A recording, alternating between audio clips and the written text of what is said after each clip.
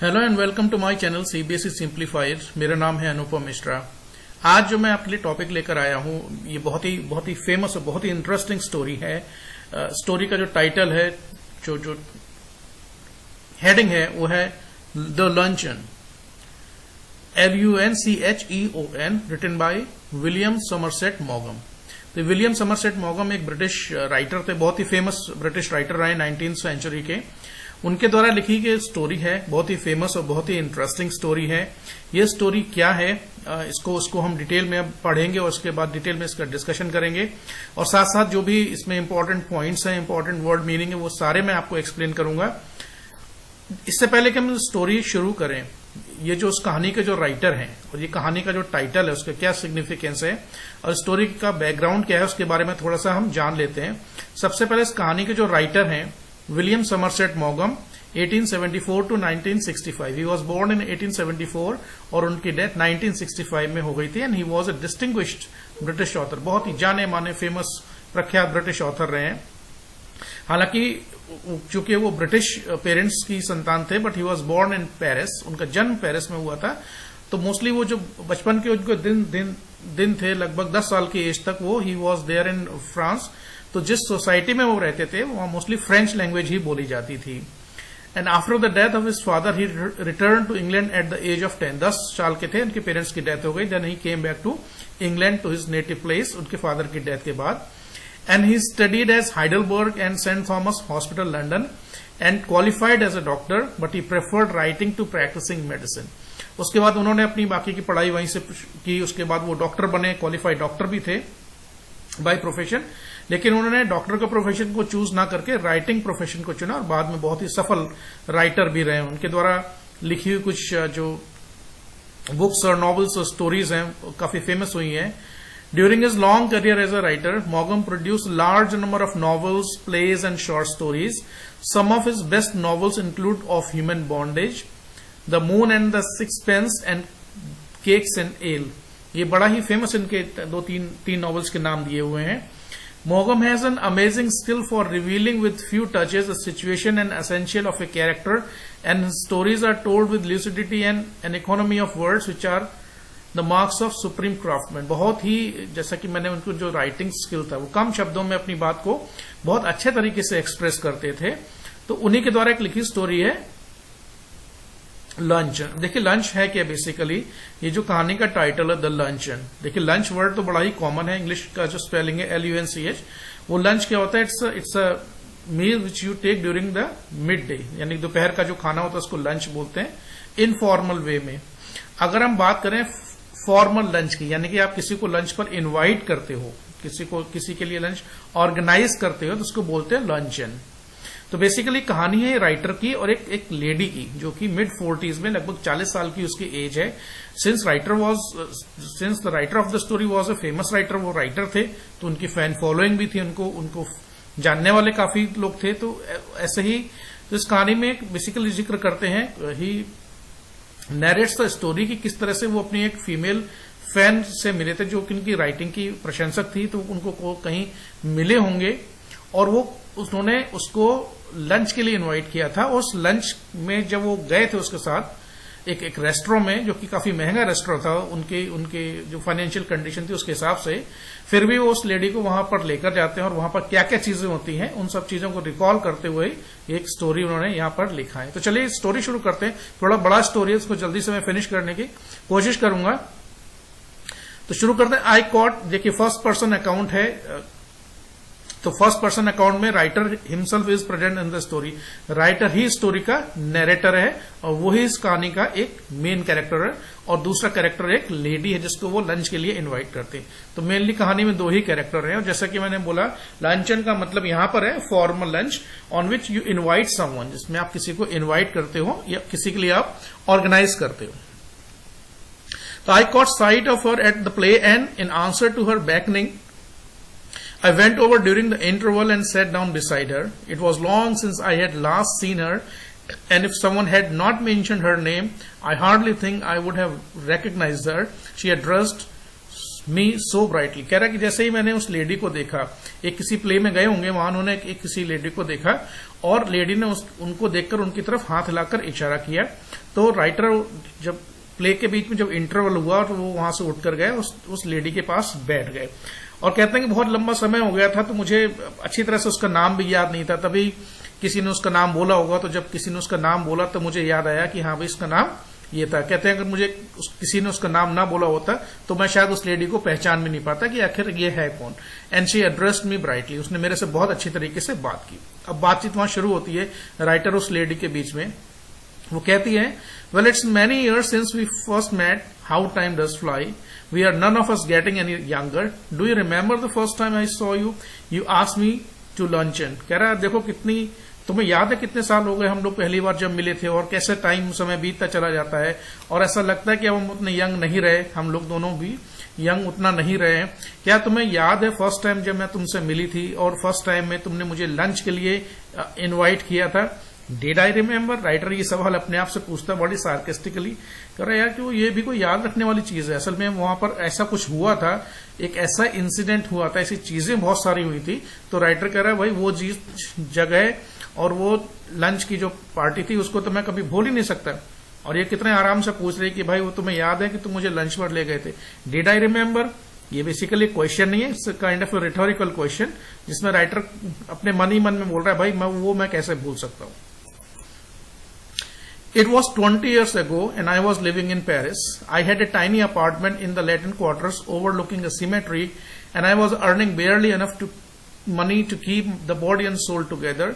And she had read a book of mine and written to me about it. I answered, thanking her, and presently I received from her another letter saying that she was passing through Paris and would like to have a chat with me. कह रहा है ये देखो 20 साल पुरानी बात है, कहानी है फ्लैशबैक में जाती है। कह रहा है देखो ये 20 साल पुरानी बात है। हाँ मुझे याद है कि मैं जब उस टाइम पेरिस में रह रहा होता है, एक छोटे से क्वार्टर में रह रहा था और कह रहा है मेरे पास कमाई का उतना साधन था नहीं, राइटर था, कमाई उतनी ज्यादा होती नहीं थी, फाइनेंशियल कंडीशन उतनी अच्छी थी नहीं। तो कह रहा है जितना भी मैं थोड़ा बहुत कमाता था वो मेरे गुजारा लायक ही हो पाता था। तो हुआ क्या था बेसिकली, तो राइटर ने कोई उस टाइम पर एक बुक या कोई नॉवल लिखा होगा और उस औरत ने इस नॉवल को पढ़ा था, उसको बहुत अच्छा लगा तो उसने राइटर को एक लेटर लिखा नॉवेल के बारे में, उसको अप्रिशिएट किया होगा। तो राइटर ने उसको वापसी में एक लेटर लिखा, उसको थैंक यू बोला। फिर वो लेडी दोबारा उसको एक लेटर लिखती है, कहते कि भाई ऐसा है कि मैं पेरिस से यहां से गुजर रही हूं, यहां मेरा आना हुआ है, तो मैं तुमसे मिलना चाहती हूं।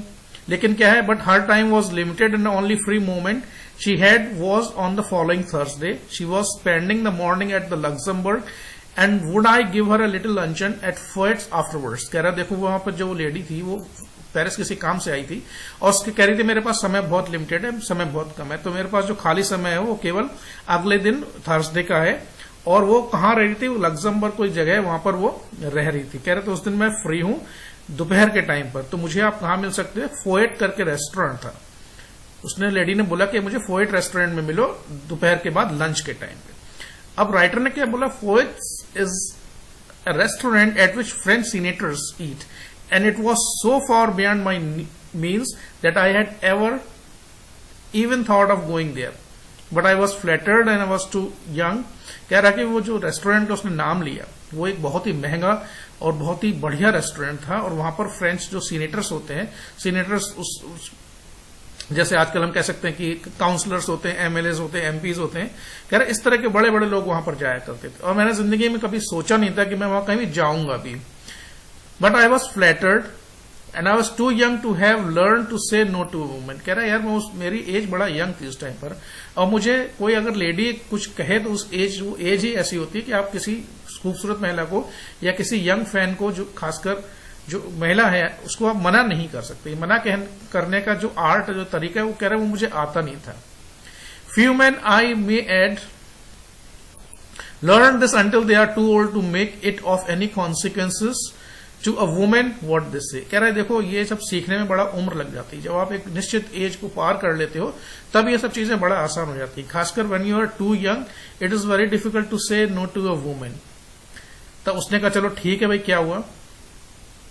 I had only 80 francs, gold francs, to last me the rest of the month, and a modest luncheon should not cost more than 15. If I cut out coffee for the next 2 weeks, I could manage well enough. देखिए उस time पर उस young age में ऐसा काफी होता है, कोई लड़की खासकर आपकी वो फैन हो और आपको लंच के लिए बुलाए तो थोड़ा सा मना भी नहीं कर सकते। अब दूसरा ये बात ये थी कि राइटर की जो भाई अर्निंग थी बहुत ज्यादा थी नहीं, बिल्कुल मीडियोकर अर्निंग थी, फाइनेंशियल कंडीशन बहुत ज्यादा अच्छी नहीं थी, थोड़ी बहुत उसकी कमाई थी। तो ऐसे में जरा हिसाब लगाना पड़ता है, खासकर बैचलर लड़के इस बात को अच्छे से समझ सकते हैं, क्योंकि मौका छोड़ा नहीं जा सकता भाई, इतना बढ़िया मौका है, छोड़ कैसे दें। तो उसने हिसाब लगाया कि मेरे पास उस टाइम राइटर के पास 80 फ्रैंक्स थे। एक फ्रेंच की करेंसी होती, लेकिन वो गोल्ड के थे। तो उसने कहा यार ये पूरे महीने काम इससे चल जाएगा, लेकिन अगर मैं इस लड़के को यहाँ इस लंच के लिए लेकर जाता हूँ, हालांकि बहुत महंगा रेस्टोरेंट है, तो मुझे लगता है कि 15 से ज्यादा खर्चा नहीं आएगा, 15 फ्रैंक से ज्यादा खर्चा नहीं आएगा। बाकी के पैसे जो बचेंगे वो मैनेज कर लूंगा। 2-4 खर्चे वगैरह होते हैं लड़के लोगों के, बैचलर लोगों के, जैसे कॉफी वगैरह है या फालतू के खर्चे बंद कर दूंगा भाई। 2 हफ्ते कॉफी नहीं पीऊंगा तो सारा मैनेज हो जाएगा, खर्चा मैनेज कर लूंगा कैसे भी करके। तो ये सोच के वो उसको बोल देता है कि ठीक है। I answered that I would meet my friend by correspondence at Foyt's on Thursday 12:30. She was not too young as I expected and in appearance imposing rather than attractive. कह रहा कि मैंने उसको फिर लेटर लिखा, कह रहा बोला ठीक है कि हम फोयत रेस्टोरेंट में थर्सडे को मिलते हैं 12:30 बजे। जब वो उससे राइटर उसको मिला पहली बार उस रेस्टोरेंट में, तो उसको उसने एक्सपेक्ट किया था भाई बहुत यंग होगी, बहुत अट्रैक्टिव होगी, लेकिन उसको जब मिला कह रहा भाई वो इतनी यंग तो मुझे लगी नहीं और बहुत अट्रैक्टिव भी नहीं थी। और कितने साल की? She was in fact women of 40, charming age but not one that excites a sudden and devastating passion at first sight, and she gave me the impression of having more teeth, white and large and even than were necessary for any practical purpose. She was talkative, but since she seemed inclined to talk about me, I was prepared to be an attractive listener. कह रहा जब मैंने उसको पहली बार देखा तो मेरे मन में उस लड़की की जो इमेज थी वो लगा कि मुझे कोई बहुत यंग और अट्रैक्टिव और कम एज की लड़की होगी, लेकिन वो बेसिकली 40 साल की एक औरत थी। चार्मिंग, वो एज ऐसी होती है जो आपको बहुत ज्यादा अट्रैक्ट तो नहीं करती। जैसे यंग लड़की को देखकर एकदम से जो माइंड है, एकदम से हार्ट जो एकदम से आपका एकदम से पैशन एकदम से क्रिएट होता है किसी लड़की को देखकर, जिसको बोलते हैं first love at first site, ऐसा कोई अट्रैक्शन होता है। कह रहा मुझे उसको देखकर ऐसा कुछ लगा नहीं खास कि मतलब उसको पहली बार देखते ही मैं उसकी तरफ इंप्रेस हो जाऊं या ऐसा कुछ, मुझे प्रैक्टिकली ऐसा कुछ लगा नहीं।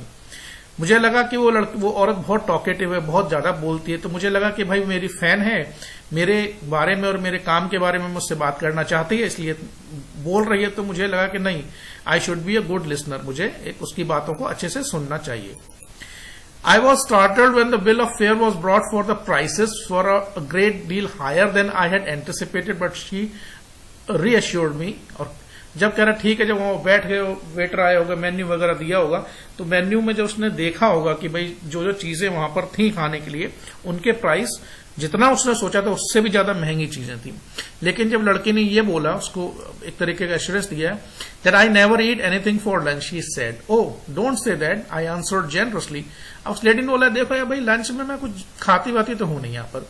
तो राइटर ने सिर्फ दिखावे के लिए बोला अरे नहीं भाई, जब यहाँ पर आए हैं तो ऐसा मत बोलो, कुछ ना कुछ तो आप खा लो। और राइटर को लगा भाई मेरे पास तो अच्छे खासे पैसे हैं, ये मना कर रही है तो हो सकता है 1-2 आइटम खा ले तो भाई बिल भी कम आएगा और मेरे पैसे भी ज्यादा खर्च नहीं होंगे। उसने सिर्फ ये कहो कि भाई पहली बार था, थोड़ा सा इंप्रेशन के लिए भी, या बिल्कुल जेन्युइनली उसने बोला होगा नहीं ऐसा मत बोलो भाई, आप आए हैं तो इट्स माई ड्यूटी, मुझे मेरा फर्ज है कि आपको मैं यहाँ पर कुछ ना कुछ खिलाऊं। तो वो क्या बोलती है, I never eat more than one thing, I think people eat far too much nowadays, a little fish perhaps, I wonder if they have any salmon. कह रहा देखो भाई लंच में मैं ज्यादा तो कुछ खाती नहीं हूँ, और आजकल मैं देख रही हूँ कि लोग लंच में ठूस ठूस कर खाते हैं, बहुत ज्यादा खाते हैं। तो क्या है कि मैं चलो फिश को ऑर्डर कर देती हूँ, और फिश भी वो कौन सी वाली फिश का नाम लेती, साल्मन। साल्मन एक बहुत ही अच्छी क्वालिटी की और बहुत ही महंगी फिश होती है, जो कि आपकी नॉर्मल होटल्स में आपको रेस्टोरेंट में कहीं मिलेगी ही नहीं। आप किसी टॉप क्लास रेस्टोरेंट में जाइए या किसी 5 स्टार होटल में जाइए, वहां पर ही आपको ये फिश मिलेगी, बहुत महंगी होती है। तो राइटर ने कहा चलो ठीक है भाई, इतनी महंगी डिश ऑर्डर कर रही है, एक ही खाएगी, उसने पहले ही बोल दिया है मैं ज्यादा कुछ लंच में खाती नहीं हूं। तो राइटर को लगा चलो ठीक है भाई, मैनेज हो जाएगा, महंगा है कोई बात नहीं, एक ही चीज ऑर्डर करेगी, इतने में बिल जो है आराम से पे हो जाएगा, कोई बात नहीं। Well it was early in the year For salmon, it was not on the bill of fare, but I asked the waiter if there was any. Yes, a beautiful salmon had just come in, and it was the first that they had had. I ordered it for my guest. The waiter asked her if she would have something white while it was being cooked. अब उसने waiter को बुलाया, waiter से पूछा कि भाई salmon है, बोला हाँ बिल्कुल, अभी बिल्कुल फ्रेश आई है, सीजन का बिल्कुल शुरुआत है, you are the first customer, आप पहले कस्टमर जिन्होंने ये ऑर्डर दिया है, ठीक है मैं आपके लिए ये ऑर्डर प्लेस कर देता हूं, और राइटर जो है ऑर्डर दे देता है कि भाई ठीक है, सालमन डिश जो है, जो भी डिश रही होगी मेन्यू में भाई वो ले आओ।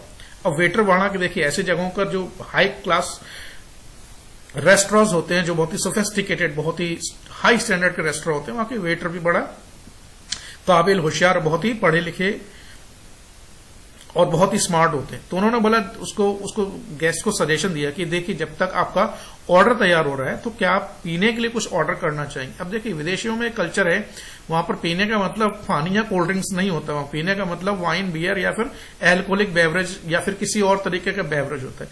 नॉर्मली हम लोग जो खाना खाने, हमारा जो इंडियन कल्चर है, हम जो खाना खाते हैं तो साथ में हम पानी पीते हैं, लेकिन जो फॉरेन कल्चर है उसमें मोस्टली जो इस तरह का लंच हो या डिनर हो, वो they mostly prefer some kind of alcoholic beverages. तो वेटर बड़ा स्मार्ट था, उसने बोला कि जब तक आपका ऑर्डर प्रिपेयर हो रहा है तब तक आप कुछ और ऑर्डर करना चाहिए, something why. No, she answered, I never eat more than one thing unless you have a little caviar, I never mind caviar. My heart sank a little, I knew I could not afford caviar, but I could not very well tell her that. I told the waiter by all means to bring caviar. For myself, I chose the cheapest dish on the menu, and that was mutton chop. देखिए ये भी जो alcoholic beverage वाला जो scene है वो अभी next paragraph में आने वाला, थोड़ा सा पहले मैंने आपको एक्सप्लेन कर दिया। अब उसने बोला कि देखिए जब तक आपका ऑर्डर प्लेस हो रहा है, भैया आपने ऑर्डर प्लेस किया, थोड़ा बहुत समय लगेगा बनने में, बीच में अभी आप कहें तो मैं कुछ और ला दूं। तो उसने बोला नहीं देखो भाई, मैं तो ज्यादा कुछ खाती नहीं हूं, अगर तुम्हारे पास ये कैवियर है, देख कैवियर बेसिकली क्या होता है, कैवियर भी बहुत महंगी डिश है। ये कैवियर एक फिश होती है, इसके अंडे होते हैं, वो छोटे छोटे अंडे होते हैं, इकट्ठे किए जाते हैं, बड़ा रेयर होते हैं, इसलिए ये डिश महंगी होती है और उसको पकाने का तरीका भी अलग होता है, छोटे से बाउल में सर्व की जाती है।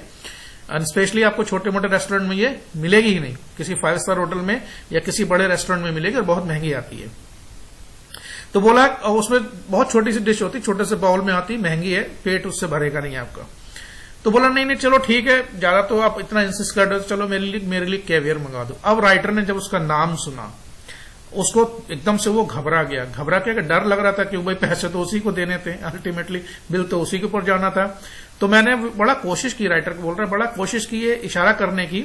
आई told the waiter by all means to bring caviar. मैंने बोला चलो ठीक है, दूसरा ऑर्डर किया, चलो कोई बात नहीं, ये भी चलो वो ऑर्डर कर देता है अपना बड़ा मजबूत दिल करके। अब वो लेडी कहती है भाई आप अपने लिए क्या ऑर्डर करोगे, तो राइटर देखता है जो सबसे सस्ती डिश थी मेन्यू में, वो डिश ऑर्डर करता है, वो बेसिकली थी मटन चॉप। अब लेडी उसको क्या बोलती है, I think you are unwise to eat meat, she said, and I do not know how you can expect to work after eating heavy things like chops. I don't believe in overloading my stomach. And then came the question of the drink. बोला यार तुम, मुझे लगता है कि भाई आप बहुत बुद्धिमान व्यक्ति नहीं हो, आज मुझे लगता है कि लंच में देखो वैसे भी ज्यादा नहीं खाना चाहिए, और आपको तो पता ही मैं तो कुछ ज्यादा भाई खाती नहीं हूँ लंच में। अब देखो ऑर्डर क्या क्या कर रखा है, सैल्मन उसने ऑर्डर किया और कैवियर ऑर्डर किया, दोनों ही बहुत महंगी डिश है। हालांकि क्वांटिटी इनकी बहुत कम होती है, जब वो प्लेट में सर्व होकर आती है तो क्वांटिटी बहुत कम होती है, महंगी बहुत होती है। लेकिन अब राइटर ने पैसे बचाने के चक्कर में क्या ऑर्डर किया, भाई मटन चॉप ऑर्डर किया। बोला चलो मेरा पेट भी भर जाएगा, काम भी हो जाएगा और मेरे थोड़े पैसे भी बच जाएंगे। वो उसको लेडी समझा रही है, मुझे लगता है कि आप बहुत समझदार आदमी नहीं हो, और मुझे नहीं लगता कि वो लोग पता नहीं इतना ठूस ठूस के क्यों खा लेते हैं। मैं तो देखो ठूस ठूस के कभी बहुत ज्यादा पेट भर के खाती नहीं हूं। अब then came the question of the drink. अब बात आती है कि भाई ड्रिंक में क्या ऑर्डर किया जाए। तो लेडी बोलती है I never drink anything for lunch. Lunch में देखो मैं कुछ तो पीती हूँ, कुछ ड्रिंक वगैरह तो मैं कुछ लेती नहीं हूँ।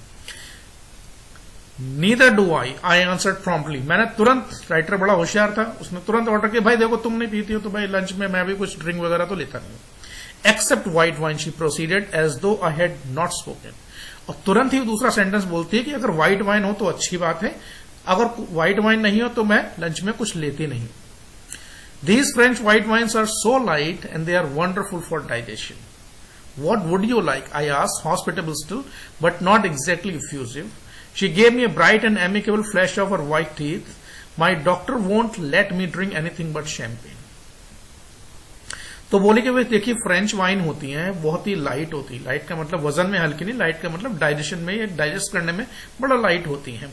और मुझे लगता है लंच में खाना खाते समय अगर if you consume French white wines they are very good for digestion. तो पूछती है कि भाई तुम क्या लोगी. मैं राइटर बड़ा पूछ लेता भाई चलो, हालांकि मन नहीं था उसका पूछने का, लेकिन फिर भी दिखावे के लिए पूछ लेता भाई ड्रिंक में आप क्या लोगे. तो बड़ा ही मुस्कुराते हुए चेहरे पर मुस्कुराहट लाके बोलती है देखो भाई डॉक्टर ने मुझे ड्रिंक के लिए तो मना किया है, लेकिन शैंपेन अलाउड है. शैंपेन पी सकते हो क्योंकि वो बहुत लाइट होती है, टेस्ट भी उसका अच्छा होता है. तो मैं शैंपेन तो ले ली, वरना मेरे डॉक्टर मना करते हैं भाई लंच या डिनर में आप कुछ ड्रिंक वगैरह मत पिया करो. I fancy I turn a trivial player. I order half a bottle. I mentioned casually that my doctor had absolutely forbidden me to drink champagne. अब राइटर तो बेचारा उसकी तो भाई हालत खराब हो गई. शैंपेन वैसे भी बहुत महंगा ड्रिंक है, छोटे होटल्स में आपको मिलेगा नहीं, बड़ी जगह पर ही मिलेगा. को बैठे ही ऐसी जगह पर थे भाई, इतने हाई प्रोफाइल रेस्टोरेंट में बैठे हुए थे. अब वो जानबूझकर क्या करता है, आधी बोतल को ऑर्डर करता है और वो मेंशन करता है, वो दिखावे के लिए उस लेडी को बताता है, समझाता है. अब मना तो कर नहीं सकता भाई, ये में इतने पैसे हैं नहीं, बेइज्जती तो करानी नहीं, मैं अपनी लड़की के साथ बैठा हुआ है. तो बोला देखो यार मेरे डॉक्टर ने मना किया भाई, कुछ शैंपेन वगैरह आप मिल्क जो है आप मत पीना. तो राइटर कहता नहीं अब मैं हाफ बोतल मंगा लेता हूं, आप उसमें से पी लेना. तो लेडी पूछते भाई तुम क्या पियोगे, what are you going to drink then. Water. Writer बोलता भाई मैं तो पानी पीऊंगा. अब क्या होता है जी, she ate the caviar and ate the salmon. She talk gaily of art and literature and music, but I wondered what the bill would come to me. When my mutton chop arrived, she took me quite seriously to task. अब जब भाई mutton chop बनने में थोड़ा समय लगता है, caviar पहले आया भाई ऑर्डर, उसके बाद सैल्मन आई, वो आराम से बैठ के उसने खाना शुरू कर दिया और बातें उनकी बातचीत शुरू हो गई. तो आर्ट की बातें हो रही, लिटरेचर की बातें हो रही, साहित्य की बातें, म्यूजिक की बातें, दुनिया भर की इधर उधर से बातें वो लेडी अपनी तरफ से करने लगी. अब राइटर ने पहले डिसाइड कर लिया था भाई ये तो मेरी फैन है, मेरी अच्छी फैन है, तो मैं थोड़ा सा पोलाइटली या ऐसा प्रिटेंड करूंगा कि भाई मैं उसकी बात को बहुत ध्यान से सुन रहा हूं.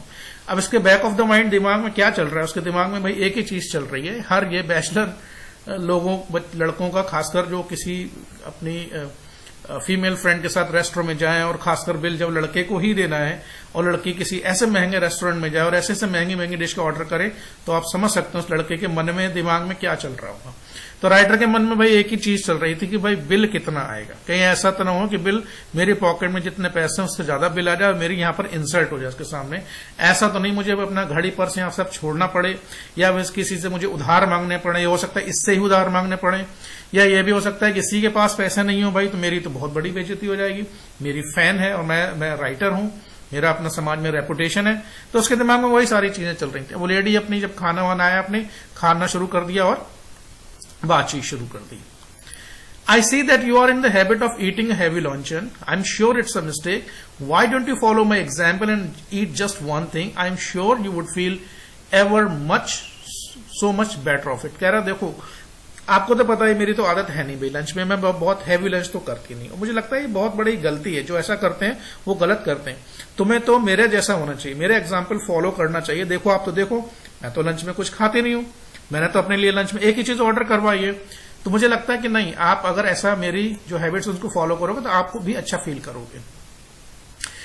I'm only going to eat one thing, I said as the waiter came again with the bill of fare. कह रहा नहीं देखो, अब राइटर कह रहा नहीं आप सही कह रहे हो, मैं तो लंच में ज्यादा देखो खाना नहीं चाहिए और लंच में एक आइटम से ज्यादा नहीं खाना चाहिए, और मैंने तो अपने लिए एक ही आइटम मंगाया. आपने तो देखा ही होगा मटन चॉप मंगाई है. तो वेटर अगेन जब वो मेन्यू वगैरह लेके आता है, she waved him aside with an airy gesture. No, I never eat anything for luncheon, just a bite. I never want more than that, and I eat that more as an excuse for conversation than anything else. कह रहा देखो आपको तो मेरी आदत पता ही है, मैं तो लंच में वैसे भी ज्यादा नहीं खाती हूँ, लेकिन अगर मुझे लंच में कुछ ज्यादा खाना पड़ जाए तो वो डिपेंड करता है परिस्थितियों पर. जैसे मैं किसी से बातचीत कर रही हूँ और बातचीत बहुत लंबी चल रही है भाई, तो अपने आप को इंगेज रखने के लिए, बिजी रखने के लिए अब खाली बातें कर रहा हूं तो मुझे भी नहीं अच्छा लगता है, तो बीच बीच में मैं कुछ ना कुछ ऑर्डर छोटा मोटा करके खा लेती हूँ. सिर्फ एक तरीका है वो कॉन्वर्सेशन को कंटिन्यू रखने का. अब आगे क्या बोलती है देखो, I could not possibly eat anything more unless they had some of those giant asparagus. I should be sorry to leave Paris without having some of them. कह रहा देखो ज्यादा तो मुझे खाते नहीं हो, फिर वही चीज बात रिपीट हो रही है, आप सिचुएशन आप समझ सकते हैं। कह रहा देखो मैं यहां पर आई हूं और मुझे लगता है कि यहाँ का जो एस्पेरगस आप गूगल में जाके इसका फोटो देख सकते हैं, डिश होती है और जाइंट मतलब बड़े साइज के एस्पेरगस है, बड़ा ही जूसी और बड़ा ही चीज वगैरह डाल के बनाई जाती है, बहुत अच्छा लगता है खाने में। कह रहा है मुझे बड़ा बुरा लगेगा कि मैं फ्रांस में पेरिस में आई हूं और मैं इतनी अच्छी जगह पर बैठी हूं और मैं एस्पेरगस भी ना खाऊं, तो मुझे बड़ा सॉरी फील होगा इस बात के लिए। My heart sank. I had seen them in the shops and I knew that they were horribly expensive. My mouth had often watered at the sight of them. ये राइटर के मन में चल रहा है। कह रहा जैसे ही मैंने एस्पेरगस का नाम सुना मुझे ऐसा लगा कि मेरा भाई दिल बैठ गया, मेरा तो बिल्कुल ही भाई भट्टा बैठने वाला है, पता नहीं कितना बिल आएगा। कह रहा मैंने अपनी लाइफ में कभी इतने महंगे रेस्टोरेंट में गया नहीं, इतने महंगे महंगे आइटम सिर्फ मैंने नाम ही सुने थे या देखा ही होगा, खाया कभी नहीं। कह रहा कि भाई एस्पेरगस मैंने देखे जरूर थे, मैं रेस्टोरेंट में या दुकानों में देखा होगा, बहुत मेरा मन करता था इनको खाने का, इनको देखकर मेरे मुंह में अक्सर पानी आता था, लेकिन भाई इतने महंगे थे कि मेरे वो बस के बाहर थे। जैसे ही मैंने एस्पेरगस का नाम सुना मैंने कहा भाई आज तो काम हो ही गया, ये लड़की तो मुझे बर्बाद करके छोड़ेगी। Madame wants to know if you have any of those giant asparagus, I asked the waiter. अब ये बेचारा फंस गया वहां पे, दिखावे के लिए वेटर से पूछता उसको बुला के कि भाई मैडम को बताओ कि तुम्हारे पास भाई वो जाइंट एस्पेरगस नाम की वो डिश है क्या। I tried him with all my might to will him to say no. A happy smile appeared on his broad priest-like face and he assured me that he had some so large, so splendid, so tender and that it was a marvel. कह रहा है writer ने, मैंने पूरी अपनी शक्ति, अपनी पूरी ताकत, पूरी जो मेरे अंदर कला या चालाकी होशियारी थी सब ये यूज कर ली उसको प्रिटेंड करने में, उसको इशारा करने में या उसको समझाने में कि भाई मना कर दो कि नहीं है हमारे पास। लेकिन भाई वेटर बड़ा स्मार्ट लड़का, वो अपने चेहरे पर बिल्कुल साधु संतों के प्रीस्ट के जैसा उसका फेस बिल्कुल और उसके चेहरे पर स्माइल लाकर बोलता है कि नहीं नहीं हमारे पास जो एस्पेरगस हैं वो बिल्कुल हैं, दे आर अवेलेबल, बहुत ही लार्ज, स्प्लेंडेड, बहुत सॉफ्ट और टेंडर, बड़ी उसकी तारीफ करता है और मुझे लगता है कि आपको वो ऑर्डर जरूर करना चाहिए। अब लेडी क्या बोलती है, आई am not in the least hungry, my guest sighed, but if you insist I don't mind having some asparagus. कह रहा देखो भाई मुझे भूख तो लगी नहीं, लेकिन आप जिद कर रहे हो, कह रहे हो इतने प्यार से, तो आई डोंट माइंड, मुझे ठीक है आप एस्पेरगस मंगा लो। अब देखिए शुरू में क्या बोल रही थी कि मैं कुछ खाती नहीं हूं। सबसे पहले मैं इसने मंगाया salmon, it's an expensive dish. फिर उसने ऑर्डर किया caviar, it's again a very expensive dish. Then she order champagne, it's an expensive drink. Then she order asparagus, which is again an expensive dish as per the menu जो उसका rate था। और writer ने बेचारे ने डरते डरते अपने लिए क्या मंगाया, मटन चॉप, वो भी ठूस ठूस के बेचारे ने खा लिया कि भैया अगर सारे पैसे खत्म हो गए तो कम से कम शाम तक का काम तो चल जाएगा, तो बेचारे ने मंगा लिया। Aren't you going to have any? No, I do not eat asparagus. कह रहा है भाई तुम नहीं खाओगे? अरे नहीं, बोला तुम खाओ, होता है कितनी प्लेट में, जरा से तो होता ही है, थोड़ा सा तो आप देखिए जाके बड़े रेस्टोरेंट में आप चीजें इतनी महंगी होती हैं, देखा भी होगा आपने अगर गए होंगे तो चीजें बहुत महंगी होती हैं और कई बार उसका पोर्शन इतना कम होता है कि इसमें दो लोग खा भी नहीं पाते।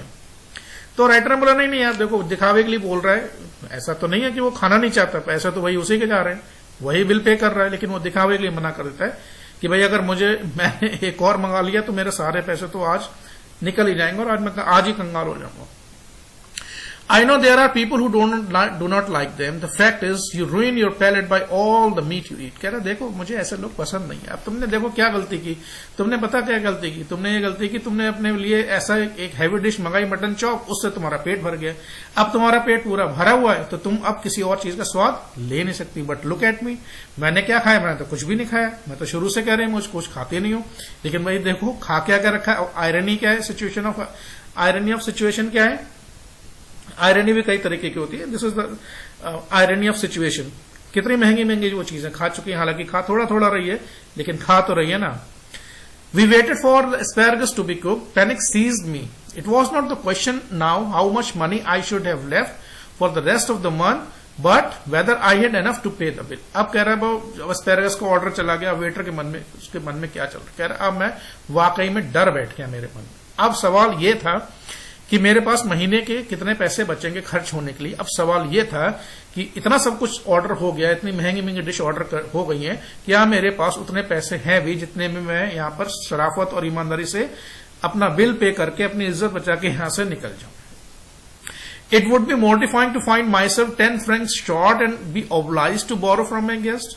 I could not bring myself to do that. I knew exactly how much I had, and if the bill came to me, I made up my mind that I would put my hand in my pocket and with a dramatic cry start up and say it had been paid. कह रहा देखो मुझे, अब मेरा उसके दिमाग में plan चल रहा है, मुझे पता था, कह रहा कि मेरे दिमाग पास कितना पैसा मुझे पता था, और मुझे कह रहा था कि कहीं ऐसा ना हो कि बिल अगर कहीं ज्यादा आ गया और मेरे पास पैसे कम पड़ गए तो मुझे ऐसा तो नहीं कहीं इस जो मेरी गैस लेडी गैस उससे पैसे मांगने पड़ जाए।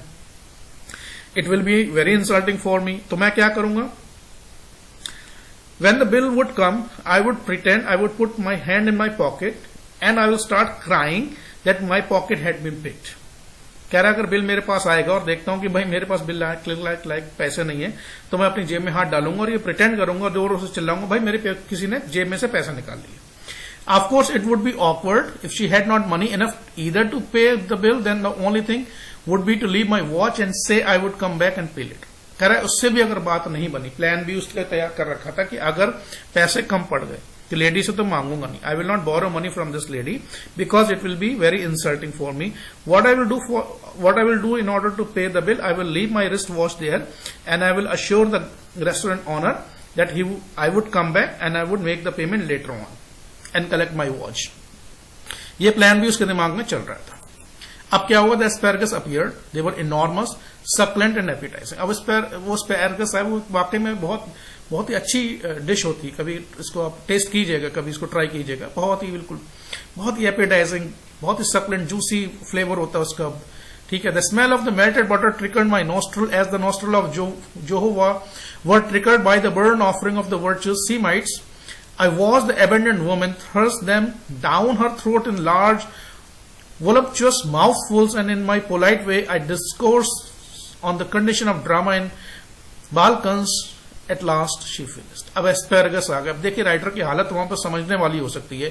एक तरफ तो वो इतनी बढ़िया डिश, इतनी एपेटाइजिंग, उसको देखकर आप मन कर ललचा जाए आपको खाने का, देखने का। ऊपर से उस पर बटर पड़ा हुआ है, मेल्टेड बटर की खुशबू आ रही है, उसमें बहुत सारी चीजें और भी पड़ती हैं।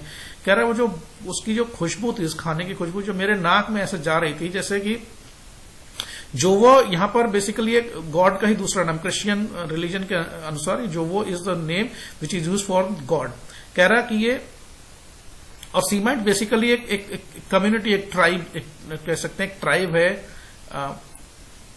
एक पर्टिकुलर जगह का नाम है, पर्टिकुलर एक जगह शायद यूरोप में कहीं पर एक जगह पड़ती है। ठीक है।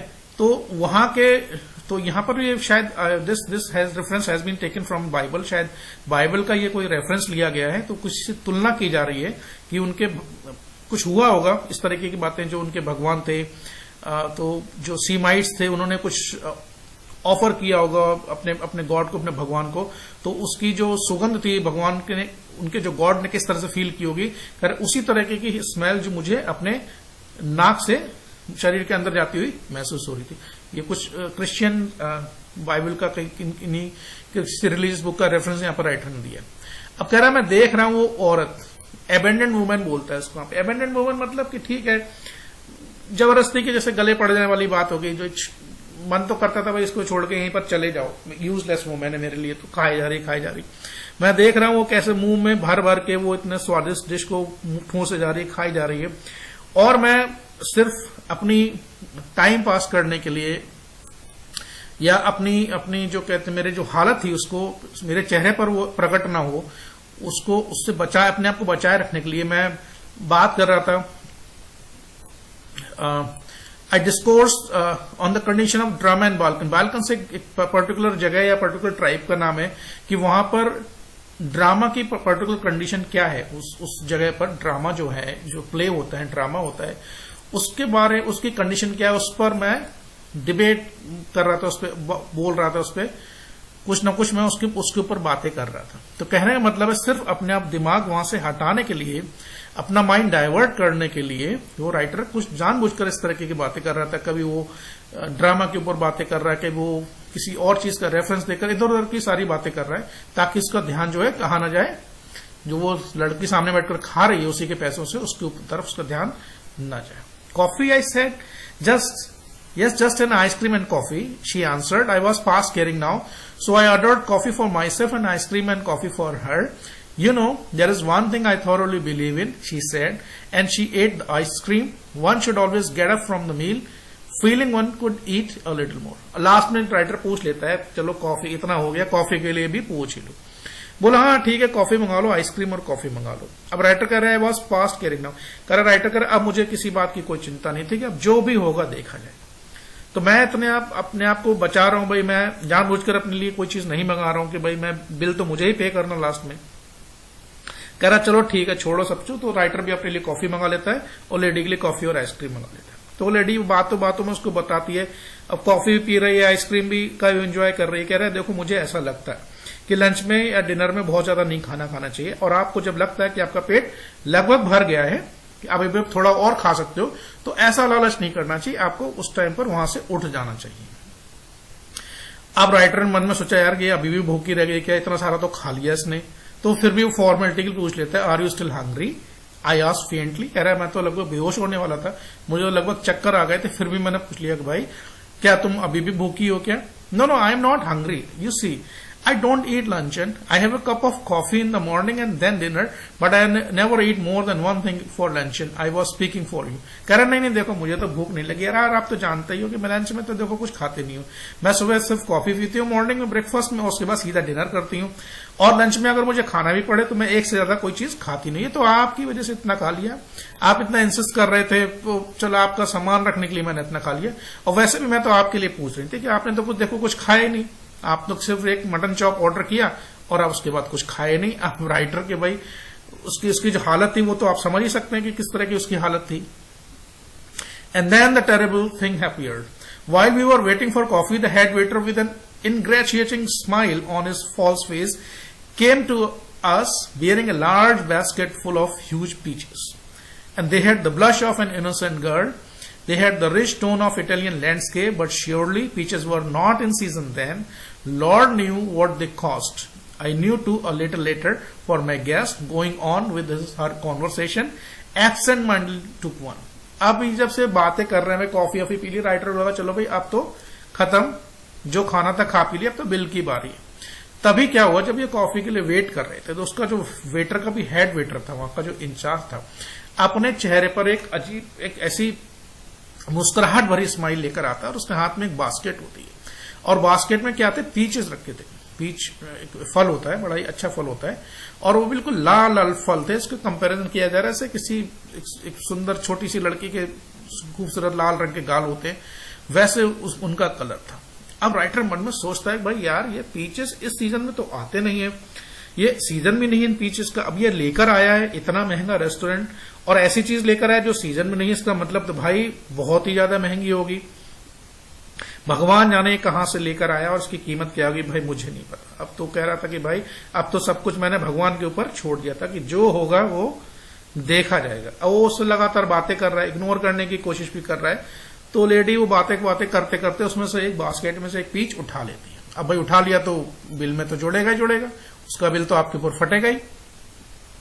अब देखो उसको क्या समझा रही है कि लेडीज को समझा रही है, you see you have filled your stomach a lot with a lot of meat, my one miserable little chop, and you can't eat any more, but I have just had a snack and I shall enjoy. कह रहा तुम अपने आप को देखो, तुमने अपना पेट तो वो खा के भर लिया है, मटन चॉप खा लिया तुमने, अब तुम्हारा पेट इतना भर गया कि तुम्हारी भूख भी खत्म हो गई और तुम्हारे मुंह में कोई किसी चीज खाने की कोई टेस्ट बचा नहीं है। अब मुझे देखो ऑन द अदर हैंड, ये भी आयरनी है, it's an irony of situation dramatic, कि भाई देखो मैंने तो खाया ही कुछ नहीं, मैंने क्या खाया, कुछ नहीं खाया, छोटा मोटा खाया, और मेरे पेट में अभी भी इतनी जगह कि मैं स्पीच को आराम से खा सकती हूँ और मैं एंजॉय भी कर सकती हूँ।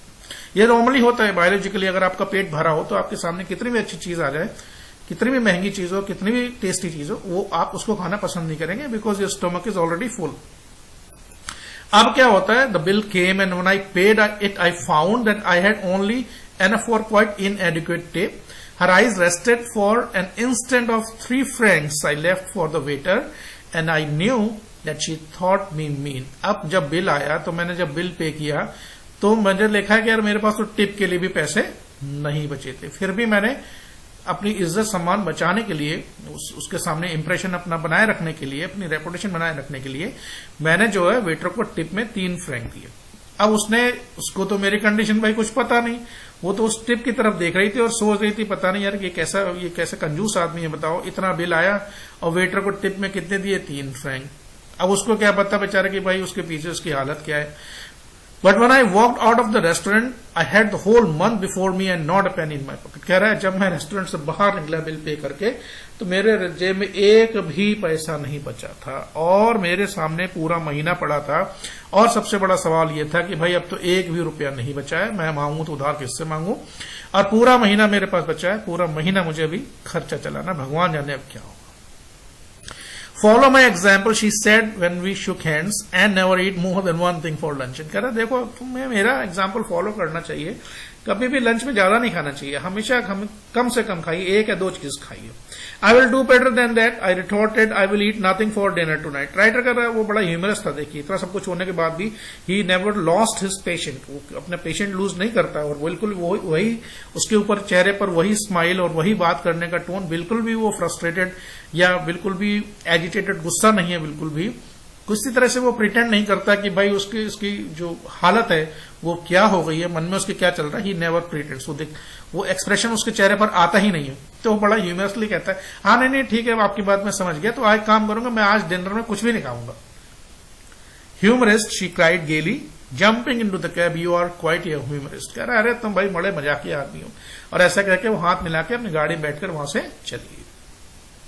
अब बात कहानी प्रेजेंट टाइम में वापस आती है लास्ट पैराग्राफ में. But I have had my revenge at last. I do not believe that I am a vindictive man, but when the immortal God takes a hand in the matter, it is pardonable to observe the result with complacency. Today she weighs 21 stone. कह रहा देखो मुझे लगता है कि मेरा जो बदला था वो आज पूरा हो गया. अब ये प्रेजेंट टाइम में कहानी बात हो गई. और कहता है देखो भाई मैं ऐसा आदमी नहीं हूं जो किसी का बुरा चाहता है. आई am not a vindictive man. मैं ऐसा बुरा चाहने वाला आदमी नहीं हूं, किसी को नुकसान करने वाला आदमी नहीं हूं. लेकिन मुझे लगता है कि भगवान जब अपने हाथ में चीजों को लेता है, जब भगवान डिसाइड करता है कि मैटर को अपने हाथ में ले लेता है, तो आप उसका जो परिणाम है वो पूरा सब लोग देखते हैं. आज हालत ये है दैट शी वेड 21 स्टोन. आज उसका वजन जो है 21 स्टोन के बराबर है. स्टोन बेसिकली मेजरमेंट का एक यूनिट होता है, जो 1 stone is equal to I think 6 kilo या 12 किलो का होता है. ऐसा कुछ होता है, गूगल में जाकर सर्च कर सकते हैं. तो ये जो कहानी है बहुत ही ह्यूमरस, बहुत ही फनी स्टोरी है. तो बहुत ही फेमस और बहुत ही ह्यूमरस स्टोरी है. ये स्टोरी का एक्सप्लेनेशन आपको कैसा लगा कमेंट सेक्शन में जरूर बताएं. चैनल को सब्सक्राइब करें, वीडियो को लाइक करें. आपका जो लगातार सपोर्ट मुझे मिल रहा है उसके लिए बहुत बहुत धन्यवाद. और चैनल से जुड़े रहिए, चैनल को सब्सक्राइब कीजिए. वीडियो को जहां जहां जिन बच्चों के साथ शेयर करना चाहते हैं, खासकर स्टूडेंट्स के साथ, उनके साथ जरूर शेयर करें. चैनल से जुड़ने के लिए बहुत बहुत धन्यवाद. आपका दिन शुभ रहे.